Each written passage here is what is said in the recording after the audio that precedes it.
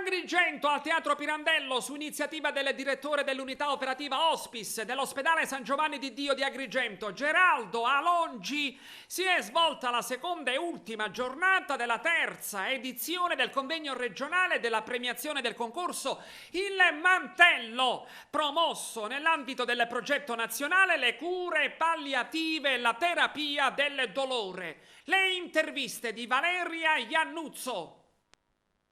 Il cancro non fa notizia, ma ancora di più non la fanno le cure palliative, perché? Beh, la televisione ovviamente segue delle regole abbastanza precise, e cioè ciò che fa ascolto purtroppo sono le morti orribili. Noi abbiamo tutti i telegiornali pieni all'ora di pranzo e all'ora di cena di delitti atroci, di bambini uccisi dalle madri, eppure siamo lì tutti avidamente ad informarci, ad appassionarci al caso di Yara Gambirasio, al caso di Chiara Poggi, di Il Piccolo Lores. Ma voi ve lo immaginate, lo dico con schiettezza intellettiva anche, una notizia in un telegiornale in cui una donna è morta in un ospedale accompagnata da una forma comunque di, verso l'epilogo di cura, che è appunto la cura palliativa, non farebbe mai notizia. Quindi per questo genere occorre una sezione specializzata, quindi io immagino dei programmi purtroppo relegati anche in un'ora del giorno abbastanza non ottimale, in cui si affronta magari con la partecipazione attiva di chi sta, tra virgolette, usufruendo di questo genere di cure, e allora sì che in quel caso si potrebbe avere un ascolto, che è quello che invocano giustamente tutti gli operatori di questo settore. Io mi auguro che si continui su questo percorso. Il percorso giusto è quello di inculcare alle nuove generazioni questa forma culturale di sviluppo di questo tipo di cura, che non è soltanto la cura palliativa ma anche la terapia del dolore, perché diciamolo senza bisogno di usare retoriche facili, noi sappiamo come nasciamo, sapremo che moriremo, ma non sapremo mai come, dove e quando. Si conclude oggi una 2 giorni molto intensa. Ieri una giornata dedicata ai professionisti del settore, oggi aperta soprattutto ai giovani. Affascinante la giornata di ieri, ma soprattutto oggi. Io rimango più affascinato a parlare con i ragazzi.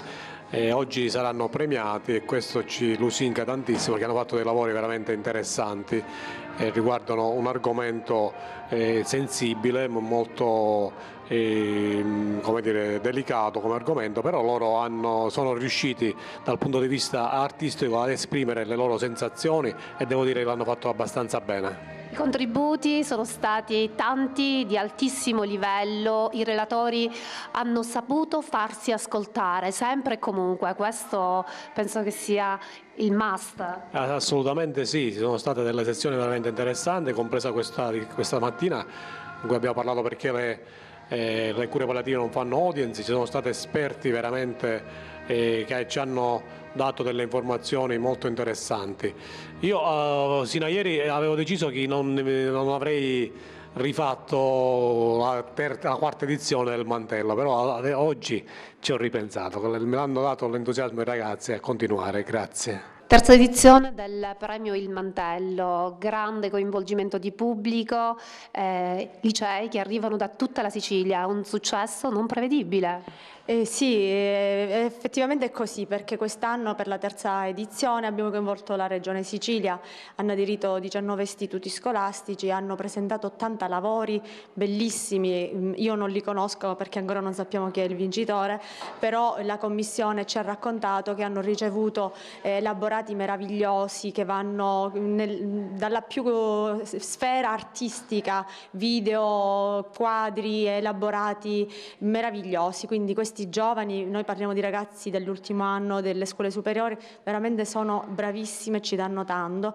e rispettano il tema che noi gli proponiamo. L'obiettivo qual era? L'obiettivo penso che l'abbiamo raggiunto, parlare di cure palliative, parlare di sofferenza, ma parlare di speranza, una speranza che è quella di stare accanto alle persone che stanno male fino alla fine. Noi non possiamo eliminare la fine, fa parte della vita, fa parte della natura umana, però l'importante è sapere che esistono le cure palliative. palliative, esistono dei professionisti che si preoccupano delle persone che stanno male, della loro famiglia, e devono avere la responsabilità, ma aggiungerei anche l'onore di accompagnarli in questo percorso finale della nostra vita.